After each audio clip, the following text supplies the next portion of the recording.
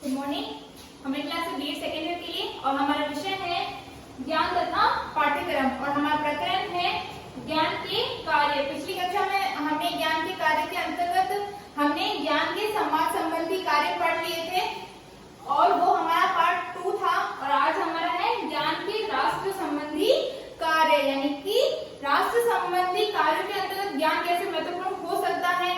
राष्ट्र संबंधी कार्य के अंतर्गत राष्ट्र की एकता की भावना को बनाए रखने में ज्ञान किस प्रकार प्रयत्न करता है, किस प्रकार कार्य करता है और नागरिकता की भावना का किस प्रकार से विकास करता है, वो सारी की सारी चीजें हम आज के इस टॉपिक में पढ़ेंगे। और ये हमारा कौन सा है? ये हमारा है पार्ट 3। तो चलिए शुरू करते हैं। ज्ञान के राष्ट्र संबंधी कार्य। ज्ञान का राष्ट्र निर्माण एवं राष्ट्र विकास बहुत ही ज्यादा जरूरी है। जो भी राष्ट्र का जो विकास होगा, राष्ट्र का विकास ही यह डिसाइड करेगा कि वह राष्ट्र कितना विकसित है, वह राष्ट्र कितना अच्छा है, या फिर उस राष्ट्र में रहने वाले सभी नागरिक अब कौन सी भावना का विकास करते हैं। यदि हम एक अच्छे राष्ट्र का विकास करना चाहते हैं तो हमारे सभी नागरिकों में नैतिक शिक्षा होना बहुत ज्यादा जरूरी है, या फिर यूं कहें कि नैतिक ज्ञान होना बहुत ज्यादा जरूरी है। क्योंकि नैतिक ज्ञान के अभाव में ना तो राष्ट्र मजबूत रूप से खड़ा हो पाएगा और ना ही उसके अंतर्गत रहने वाले सभी नागरिक। इसलिए ज्ञान के राष्ट्र संबंधी कार्य को एक अलग से टॉपिक के रूप में दिया गया है। तो इसके अंतर्गत कौन कौन से कार्य आते हैं जो राष्ट्र के हितों के लिए बहुत ही ज्यादा आवश्यक है, वो हम अब आगे पढ़ेंगे। पहला पॉइंट है हमारा भावात्मक एकता संबंधी कार्य।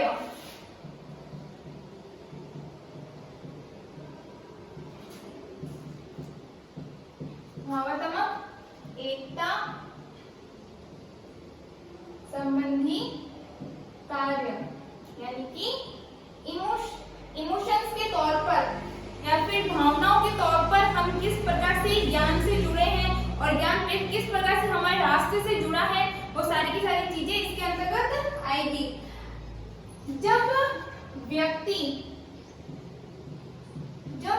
समुदाय के रूप में कार्य करता है तो उसके अंतर्गत कौन कौन सी भावना का विकास होता है? उसके अंतर्गत सद्भावना का विकास होता है, यानी कि वो सबसे मिलजुल कर कार्य करने की भावना का विकास होता है। जब सद्भावना का विकास होगा तो स्वतः ही उसके अंतर्गत विश्वास की भावना का विकास होगा और प्रेम की भावना का विकास होगा, है ना, दया की भावना का विकास होगा। ये सारी की सारी चीजें हमें किसकी तरफ ले जाती है? भावात्मक एकता संबंधी विकास की तरफ ले जाती है। जब व्यक्ति जो भी समुदाय में कार्य कर रहा है, अगर सबकी उनकी भावना एक समान होगी तो वो एक समुदाय दूसरे समुदाय से मिलेगा, उनकी भी भावना उनके समान हो जाएगी, वो जो दूसरा समुदाय है वो तीसरे समुदाय में मिलेगा। इस प्रकार से संपूर्ण राष्ट्र की भावना एक समान हो जाएगी और वो किस में बट जाएगी? वो बट जाएगी एक अखंड राष्ट्र के अंतर्गत। ठीक है, उसी प्रकार से एक छोटा सा मैं एग्जांपल दे रही हूँ कि एक जब बच्चा विद्यालय में जाता है तब उसके लिए सारी की सारी चीजें नई होती है, लेकिन जब वो कक्षा के अंतर्गत बैठता है, सभी छात्रों के बीच में बैठता है, उनके साथ साथ में पढ़ाई करता है, लिखता भी है, उनके साथ साथ में खेलता है और विभिन्न प्रकार के सांस्कृतिक प्रोग्राम में पार्टिसिपेट भी करता है, तो उसके मन में समुदाय की भावना का विकास होगा। कौन सी भावना का विकास होगा? एकता की भावना का विकास होगा, जिसके अंतर्गत वो रहकर कार्य करेगा और अपने भावी जीवन में भी इस भावना का विकास करेगा। दूसरा पॉइंट है नागरिकता विकास संबंधी कार्य।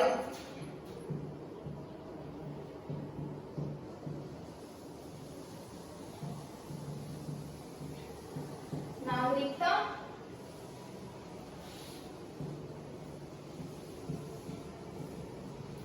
विकास संबंधी कार्य।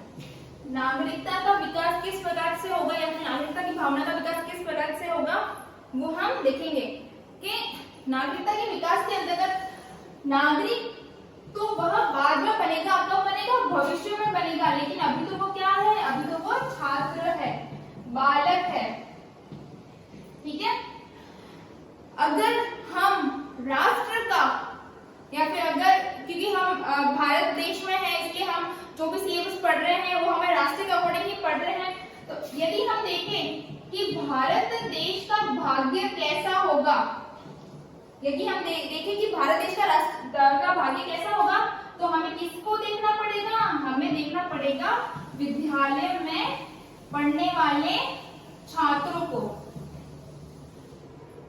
ठीक है, वो कहते हैं ना कि जब बच्चा छोटा होता है तभी उसके माइंड में सारी चीजें बैठ जाती हैं कि उसको भविष्य में क्या करना है। तो उसी प्रकार से अगर हम चाहते हैं कि हमारे देश का कल का जो नागरिक होगा, जो भावी नागरिक होगा, वो कैसा होगा, तो उसका अंदाजा हम कैसे लगा सकते हैं, विद्यालय में पढ़ने वाले छात्रों से हम उसका अंदाजा लगा सकते हैं। तो सीधी सी बात है, इसका कहने का तात्पर्य यही है कि हमें प्राथमिक स्तर पर ही या फिर यूं कहें कि विद्यालय में छात्रों को हमें नैतिक शिक्षा का विकास करना चाहिए, नैतिक शिक्षा देनी चाहिए, उनको ऐसे पाठ पढ़ाने चाहिए जिससे कि उनके अंतर्गत सद्भावना का विकास हो, उनको विभिन्न प्रकार की क्रियाकलापों में भागीदारी के लिए उकसाना चाहिए, उनको आगे प्रेरित करना चाहिए कि आपको ऐसे सभी कार्यक्रमों में पार्टिसिपेट करना है जिससे कि विद्यालय की गरिमा बढ़े, समाज की गरिमा बढ़े और राष्ट्र की गरिमा बढ़े। सीधी सी बात है, अगर राष्ट्र की गरिमा बढ़ेगी तो इससे हमारे राष्ट्र का विकास किस प्रकार से हो रहा है, उसके नागरिक किस प्रकार से है, ये सारी की सारी चीजें स्वतः ही सामने आ जाएगी। इसके अंदर मैं आपको थोड़ा सा बता देती हूँ कि ज्ञान के द्वारा छात्रों में नागरिकता संबंधी गुणों का विकास किया जाता है जिससे भावी जीवन में वे अपने राष्ट्र के विकास में अपना योगदान प्रस्तुत कर सके। ठीक है, और विद्यालय के अंतर्गत राष्ट्र साहित्य पढ़ना बहुत ज्यादा जरूरी है। राष्ट्र साहित्य यानी कि राष्ट्र के अंतर्गत कौन कौन सी चीजें हो रही है, राष्ट्र का साहित्य कैसा है, राष्ट्र की भौगोलिक, आर्थिक सारी की सारी चीजें किस प्रकार से है, वो सारा का सारा ज्ञान छात्रों को देना बहुत ज्यादा जरूरी है जिससे कि वो जो पिछली जो परिस्थिति है उसको समझ सके, वर्तमान परिस्थिति को जान सके और भविष्य परिस्थिति को और अच्छा सुदृढ़ बनाने की कोशिश कर सके।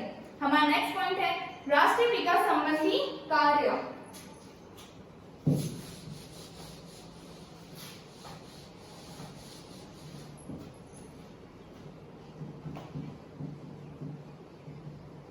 राष्ट्र विकास संबंधी कार्य। राष्ट्र विकास संबंधी कार्य के अंतर्गत इस कार्य में कौशलात्मक ज्ञान का उपयोग किया जाता है। विद्यालय में छात्रों को विभिन्न प्रकार के कौशलों से संबंधित तकनीकी शिक्षा प्रदान की जाती है। हम सीखे सिखाए, कोई भी सीखा सिखाया नहीं होता। ठीक है, हम जब जन्म लेते हैं तब हम कुछ भी नहीं होते, हमारा दिमाग कैसा होता है, हमारा दिमाग शून्य होता है, लेकिन हम परिवार के अंतर्गत रहते हुए, समाज के अंतर्गत रहते हुए हम विभिन्न प्रकार के क्रियाकलाप देखते हैं और सीखते हैं और उनको सही तौर पे कब हम बाहर प्रस्तुत करते हैं, जब हम विद्यालय में जाते हैं। विद्यालय में समय समय पर विभिन्न प्रकार की गतिविधियां कराई जाती है, कार्यक्रम कराए जाते हैं, प्रायोगिक कार्यक्रम कराए जाते हैं जिसके अंतर्गत हम हमारे अंदर की छुपी हुई प्रतिभाओं को जानते हैं और उनको बाहर निकालने की कोशिश करते हैं। हमारा इंटरेस्ट जिस फील्ड में होता है हम उस फील्ड में अच्छा कार्य करते हैं।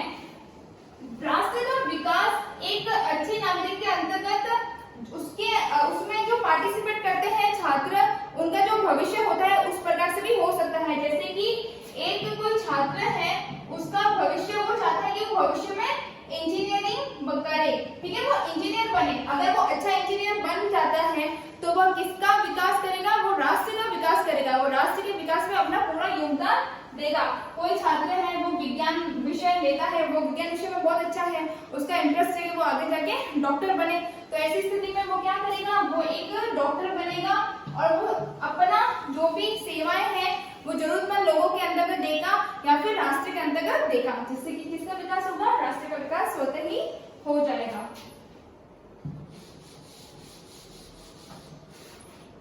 नेक्स्ट पॉइंट है राष्ट्रीय एकता विकास संबंधी कार्य। राष्ट्रीय एकता विकास संबंधी कार्य। राष्ट्रीय एकता विकास संबंधी कार्य। राष्ट्रीय एकता विकास संबंधी संबंधी के कार्य के अंतर्गत हम पढ़ेंगे कि जो छात्र होता है, एक छात्र है वो इतिहास शिक्षण करता है, इतिहास पढ़ता है, वो इतिहास को पढ़ेगा तो इतिहास के अंतर्गत वो सारी की सारी चीजें देखेगा कि किस प्रकार से हमारा देश है वो अंग्रेजों का गुलाम था, किस प्रकार से अंग्रेजों ने विभिन्न प्रकार की यातनाएं दी थी, हमारे देश के नागरिकों ने वो यातनाएं झेली थी, लेकिन सारी की जैसे कि जिस चीज ने जन्म लिया है उसका अंत तो निश्चित ही है, वैसे ही कब तक सारी की सारी चीजें सहन होती। तो एक समय आया जब हमें आजादी भी मिली, लेकिन वो आजादी हमें किस बेस पे मिली, हमें विभाजन के बेस पे मिली, जो कि हमारा देश था वो दो हिस्सों में विभक्त हो चुका था। लेकिन इतना सब कुछ होने के बाद में भी हमारा देश अभी एक है, अखंड है। इसके अंतर्गत विभिन्न बहुत सारे धर्म है, बहुत समय समय पर बहुत सारे चेंजेस आए हैं और मतलब स्थान स्थान जैसे ही हम एक जगह से दूसरी जगह जाते हैं बोलियां चेंज होती है ना, और भाषाएं चेंज होती है। तो इतनी सारी विभिन्नताओं में भी एकता, अखंडता में भी एकता होने के कारण भी हम सब एक है। तो ऐसी जो विषय वस्तु से संबंधित पाठ्यक्रम बालकों को पढ़ाए जाएंगे तो उनके अंतर्गत क्या होगी, राष्ट्रीय एकता का विकास होगा। वो ये जान पाएंगे कि हाँ पहले भी हमारा देश मजबूत था, अब भी मजबूत है और हमें हमारे देश को हमेशा मजबूत बनाए रखना है, जिससे कि उनको हमारी एकता को कोई भी तोड़ ना सके। तो सारे के सारे बच्चों को किस पे होगा, हमारा जो गौरव है इतिहास है उससे संबंधित बच्चों को पाठ पढ़ाए जाएंगे और नैतिक शिक्षा के अंतर्गत पढ़ाए जाएंगे, जिससे कि वह राष्ट्रीय एकता के विकास से संबंधित चीजें जान सके और कर सके। नेक्स्ट पॉइंट है हमारा सार्वजनिक हित संबंधी कार्य।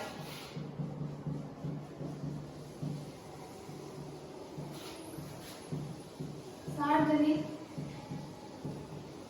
हित संबंधी कार्य, सार्वजनिक हित संबंधी कार्य के अंतर्गत बालकों को जब नैतिक शिक्षा या यूं कहें कि नैतिक ज्ञान जो प्रस्तुत किया जाएगा तब उनमें उनको सिखाया जाएगा कि नैतिक ज्ञान कितना ज्यादा जरूरी है। हमें चोरी नहीं करनी है, हमें झूठ नहीं बोलना है, हमें ऐसे कुछ भी अपशब्द नहीं बोलने हैं जो सामने वाले की भावना को ठेस पहुंचाए, है ना। हमें एक छात्र को, एक व्यक्ति को पूरा अधिकार होता है कि वह अपना सर्वांगीण विकास कर सके, लेकिन उसको अपना सर्वांगीण विकास इस प्रकार से नहीं करना है जिससे कि वह दूसरे के सर्वांगीण विकास में बाधा पहुंचा सके।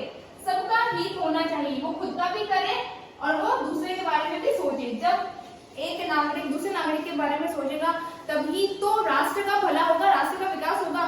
जब सभी नागरिक एक दूसरे के बारे में सोचेंगे तो स्वतः ही जो देश से संबंधित जुड़ी समस्याएं हैं वो आदि तो वैसे ही समाप्त हो जाएगी और देश एक मजबूत स्थिति में उभर कर खड़ा हो पाएगा। तो हमें सीधी सी बात है, सार्वजनिक हित संबंधी कार्य करने चाहिए जिससे कि अपना तो भला हो ही, अपना तो भला करे हर कोई सोचेगा, लेकिन जिससे कि साथ में दूसरों का भी भला हो सके। और कैसे होगा, वो केवल ज्ञान के माध्यम से ही होगा। जब हम ज्ञान प्राप्त करेंगे कि हम कैसे हैं और सामने वाले को भी हमें हमारे समानता की दृष्टि से देखना है तो स्वतः ही सारी चीजें हो जाएगी। हमारा लास्ट पॉइंट है कि राष्ट्रीय आय संबंधी कार्य।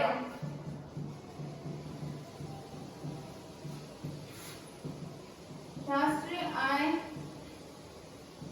संबंधी कार्य, राष्ट्रीय आय संबंधी कार्य, जो वह आय जो राष्ट्र के अंतर्गत लगी है या फिर जिसके वो राष्ट्र के अंतर्गत हम डाल सकते हैं। जैसे एक छोटा सा एग्जांपल बताती हूँ, जिसकी एक कोई भी छात्र है वो कंप्यूटर बनाना जानता है, उसको पता है कि भाई कंप्यूटर कैसे बनाते हैं, वो एक कंप्यूटर बनाता है, दो कंप्यूटर बनाता है, फिर वो धीरे धीरे करके बहुत सारे कंप्यूटर बनाता है, फिर वो कंप्यूटर को राष्ट्र लेवल पर उसको आयात निर्यात उसका करता है, क्योंकि कंप्यूटर की डिमांड्स है और उसको करना आती है सारी चीजें, तो वह राष्ट्रीय लेवल पर उसको बेचता है।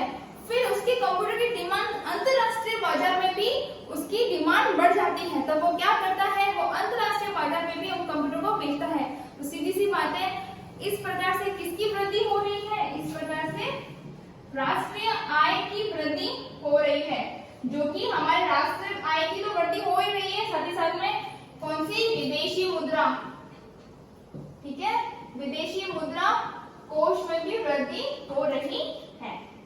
ठीक है, ये था आज का आपका लेक्चर।